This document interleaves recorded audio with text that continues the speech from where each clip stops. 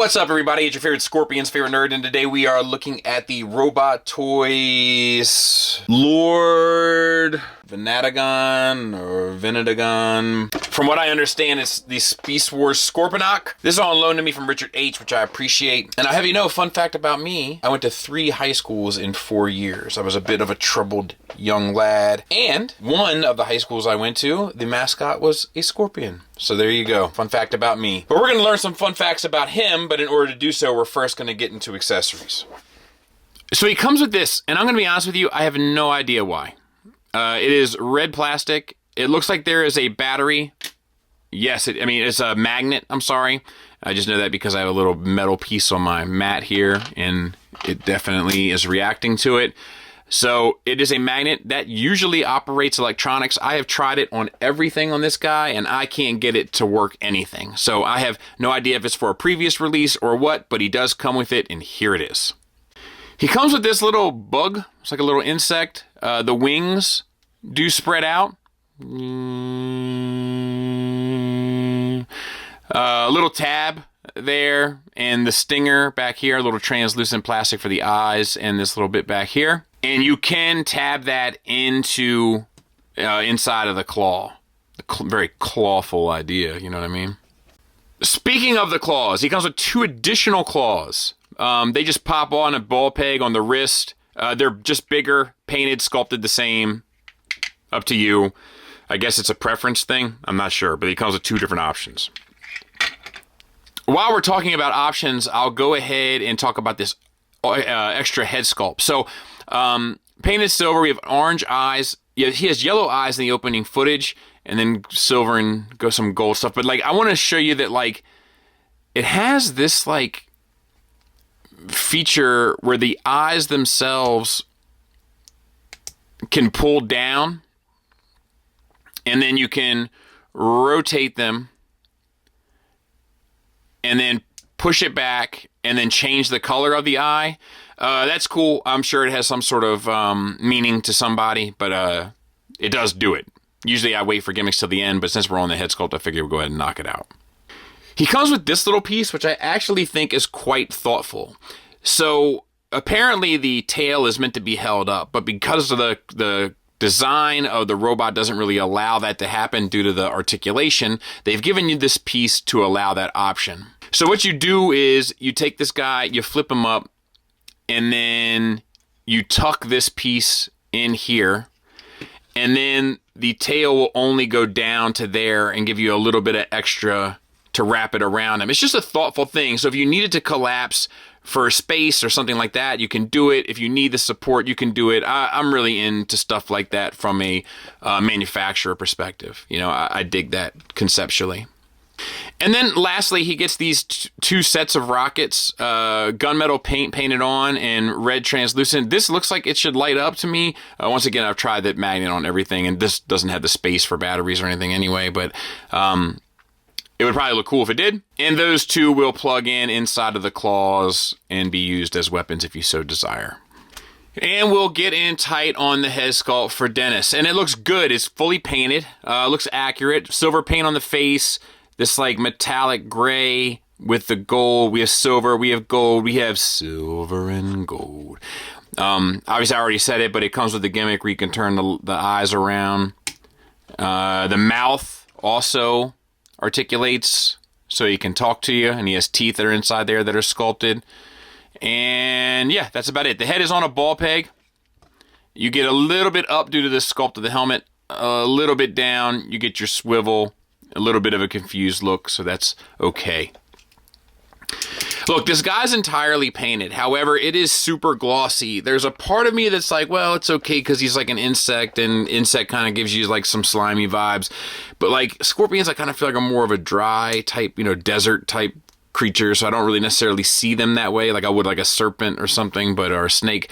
But yeah, so take it what you will. I would say it's a little heavy-handed and maybe the inappropriate choice. But, you decide. It is definitely painted and definitely glossy. We have a little gold accent there. You do have a waist swivel. You do have an ab crunch over. So that's good.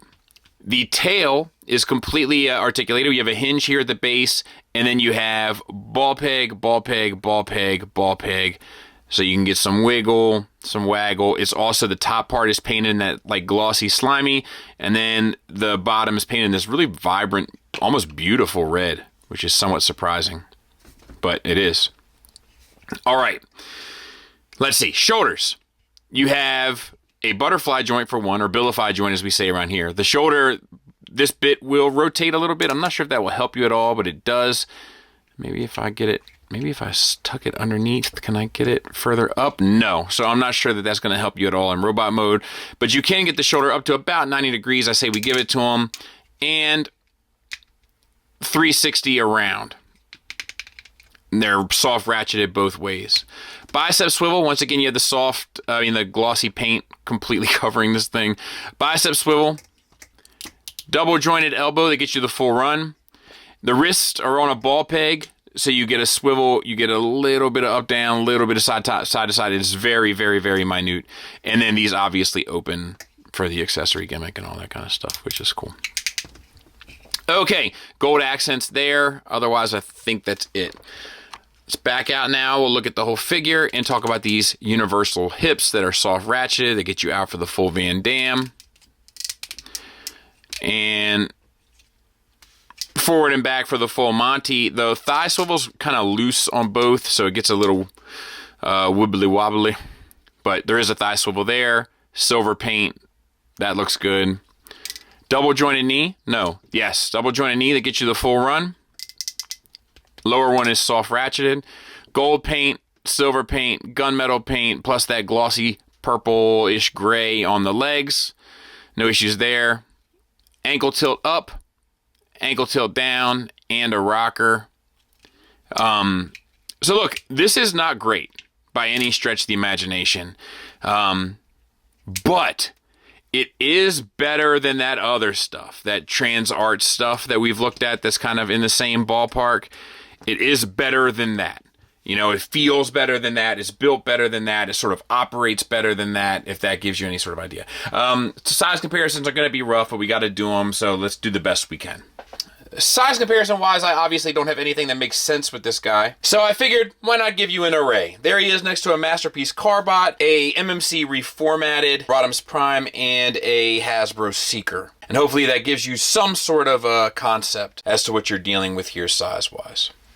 All right, let's get in transform. So we're going to take this little tab out here, and we're going to disconnect this stuff. So this is the head of the Scorpion, so that'll come out and swing to the side. You can then tuck the robot head in, keep this out, and then you can actually plug that into the other section there. I think. These two pieces, they were out like this. Just make sure that they're folded in. And then you have this section back here, which is very particular. But open these up.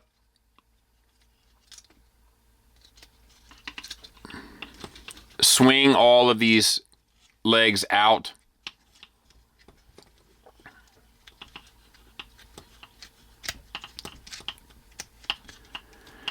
And rotate the waist 180. All right, separate these hip panels here.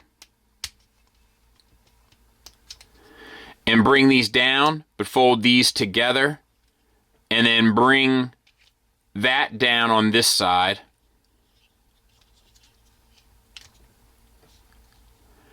And then this will kind of, there's a peg here that will go into the back plate there.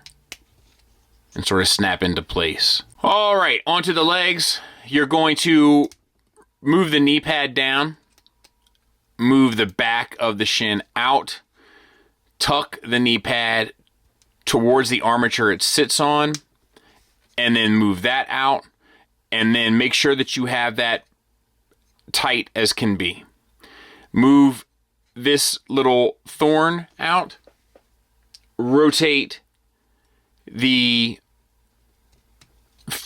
here 180, they'll come around and tab in. This piece just covers down here on the back of the joint, and then this piece just sits down flat over top. It doesn't like peg in or anything, it just sits down flat over top. So one more again, open this up, flip the little thorn out, collapse the knee pad, collapse that,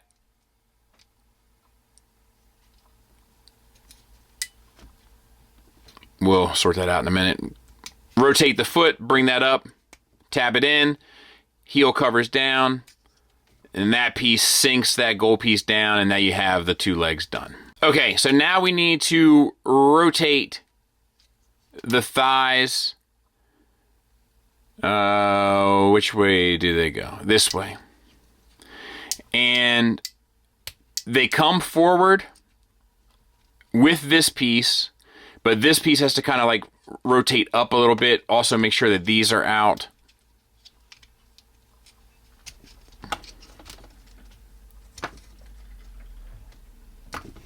Oh my goodness. Come on, girl.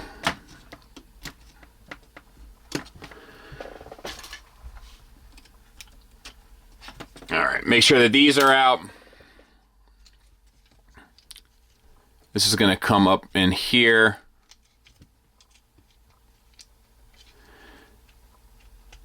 And then make sure that these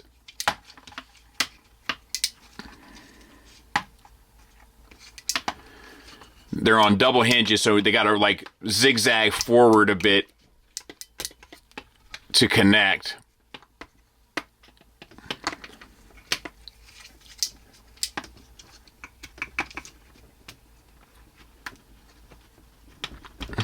And then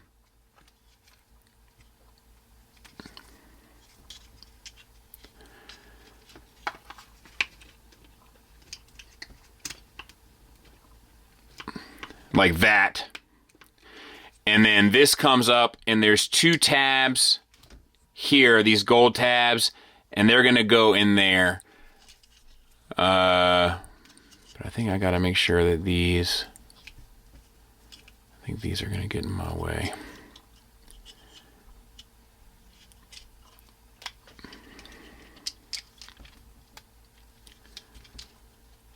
There.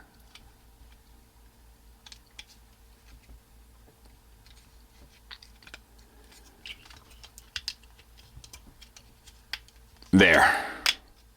Tabbed in. Final steps is just bring the kind of shoulder bits down, make sure that that stays together. It doesn't lock in, it just sits there. And then this piece comes down. And there's this tab here that goes into the back side, which is also a little tricky just due to the hinges of the tail.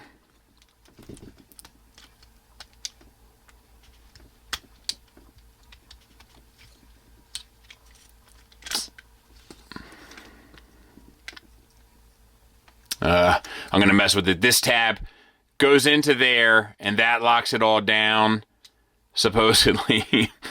And then you should be in business. Mine's already coming apart, so I'm going to mess with it a little bit. It's like right there.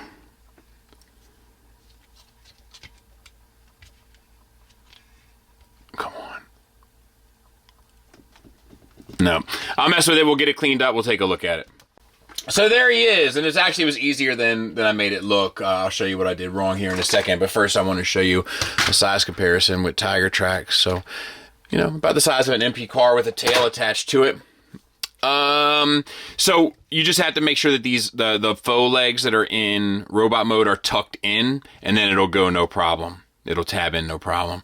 I just had the faux legs out, which was the problem. I do think it would have probably looked better, but doesn't work, so doesn't matter.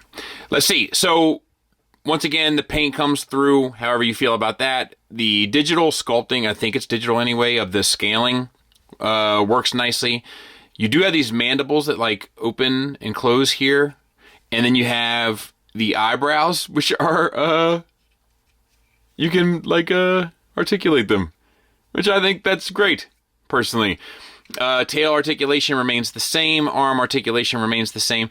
The bits here don't really lock in any real meaningful way. Like they do hold a bit with tension, but they also come free, you know, with not much effort. Yeah, and then you got the legs here. You know, they're on little ball pegs up inside these cylinders, and then they come out to all sorts of hinges along the way. And then you can get some back and forth at the rear ones as well, even though they're not on ball pegs. The rear ones are on screws, so they just swivel. The front ones are on ball pegs, but neither of them like support the thing. So he's just going to lay on the ground regardless, I think. Yeah, not really. If you tuck them all underneath, that'll work. But he's still like resting on his chin. It just doesn't really work in that regard. But yeah, you know, I don't hate it. It's fine. It's not the most elegant transformation. It's not the most sophisticated transformation. But what are you going to do? Can't win them all. I think, like, I'll save it for final thoughts. Final thoughts wise, we'll start with the negative, and this is the first time I can say this. This is the first time that I've had a figure where one of the big negatives is how loose the thigh swivel is. It really affects the figure when you go to pose it. Like, I have a hard time getting the legs past that angle, even though the articulation is built in, because the thigh swivel will give way and then makes the figure want to collapse in on itself, which is a bummer. I think the paint was too glossy of a choice. I think that was a poor choice. It's far too glossy and makes the figure look cheaper than it actually feels or is. I think some of the soft ratcheted joints would have fared better had they been hard ratcheted joints and made it feel a bit more premium, because that's usually the problem with this style stuff, is it feels like somewhat of a knockoff, and a couple little changes could have really fixed that. The transformation has some of those steps that we see in some of this like pop-up company stuff, where stuff doesn't really sit in any meaningful space, like the shoulders or whatever, and even some of like the extra pieces that you like just tuck inside of the core of the Scorpion. You know, it doesn't have a specific place where it's supposed to go. You just sort of throw it in there and hope for the best. So it's not the most elegant transformation. Kind of feels a little clumsy and novice. And then the alt mode like can't support the weight on the legs. Just like little stuff like that that just says like we don't quite know what we're doing yet, or speaks to me that way anyway. And that's probably about all I got. Moving on to the positives, there's a lot of thoughtfulness in the accessories, the ability to change the eyes, the mouth moving. I know that's not an accessory, but you know what I mean. The little bit that you can plug into the underside of the tail to keep the tail up. The fact that they gave you two different size claws, I'm guessing if you prefer one style or size over the other, depending on how you remember the cartoon, or whatever the case may be, like, there's a lot there. The materials don't feel awful. It is fully painted. It's too glossy in my opinion, but it is fully painted. I might be giving this thing a bit of a pass, but it's because I'm comparing it to those trans arts figures, and this blows those out of the water. It's just a better done thing. I do think, even though it's not a sophisticated transformation, nor an elegant one, I do think there is something about it that's ambitious and unique, and I think that that's cool in a sense. I also think that like the sculpting of all of the texture of the skin works in both modes, so you get a double bang for your buck there. And I love like the articulated eyebrows and little stuff like that. Like, I think that adds a lot of character. So look, it's nothing special. It definitely feels like a chug wearing a Masterpiece cape. It doesn't feel like a Masterpiece really at all. But I guess the best thing I can say about it is, if you like it and you like the sculpt, it's better than trans arts. Hope that helps. Thanks for listening. Thanks for watching. Until next time, take care.